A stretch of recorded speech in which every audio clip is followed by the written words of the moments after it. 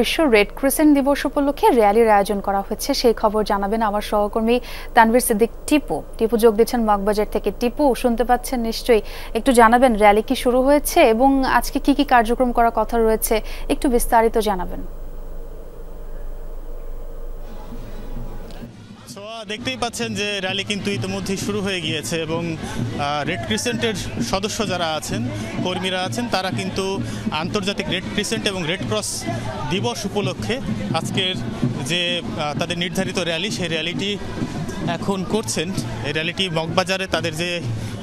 ঢাকায় তাদের যে কেন্দ্রীয় কার্যালয় রয়েছে সেখান থেকে শুরু হয়েছে এবং এখান থেকে হলি ফ্যামিলি হসপিটাল পর্যন্ত তারা র্যালি করবেন এবং এরপরে একটি আলোচনা সভা আছে তাদের এবং তারপরেই মূলত তারা তাদের এই র্যালিটি এবং আজকের দিনের কার্যক্রম শেষ করবেন। জানিয়ে রাখি যে রেড ক্রিসেন্টের যিনি আন্দোলনের যিনি পথিকৃৎ এবং এই আন্দোলন যিনি শুরু করেছিলেন, হেনরি ডুনান্ট, তার জন্মদিন আজ 8ই মে এবং সেই জন্মদিনকে উপলক্ষ করেই কিন্তু সারা বিশ্বব্যাপী বিশ্ব রেড ক্রিসেন্ট দিবস এবং রেড ক্রিসেন্ট এই দিবসটি পালন করা হয়ে থাকে। আপনি দেখতেই পাচ্ছেন বাংলাদেশ রেড ক্রিসেন্ট সোসাইটির চেয়ারম্যান, তিনিও কিন্তু এই আজকের যে র্যালিটি আছে সেই র্যালিতে অংশ নিচ্ছেন এবং কয়েকশো বিদ্যালয়ের শিক্ষার্থীরা তারা কিন্তু এই র্যালিতে অংশ নিয়েছেন এবং আয়োজকরা আমাদেরকে যেটি জানিয়েছেন যে মূলত তারা এই র্যালির মাধ্যমে মানবতার সেবায় যাতে তরুণ প্রজন্ম নিয়োজিত হয় সেই বার্তাটি তারা পৌঁছে দিতে চান।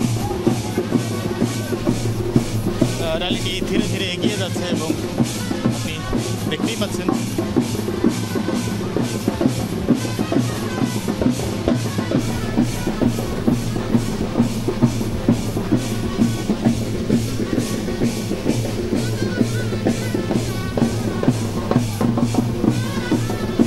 এবং এই র্যালিতে কিন্তু শুধু যে রেড ক্রিসেন্টের কর্মীরা অংশ নিচ্ছেন তা না, বিভিন্ন স্কুলের শিক্ষার্থীরা তারা অংশ নিচ্ছেন, মানবাধিকার কর্মী যারা আছেন তারা অংশ নিচ্ছেন এবং সারাদিনব্যাপী কিন্তু তাদের নানান কার্যক্রমের মধ্য দিয়ে এই যে আন্তর্জাতিক রেড ক্রিসেন্ট দিবসটি আছে সেই দিবসটি তারা পালন করবেন। ধন্যবাদ টিপু সেই খবরাখবর জানানোর জন্য।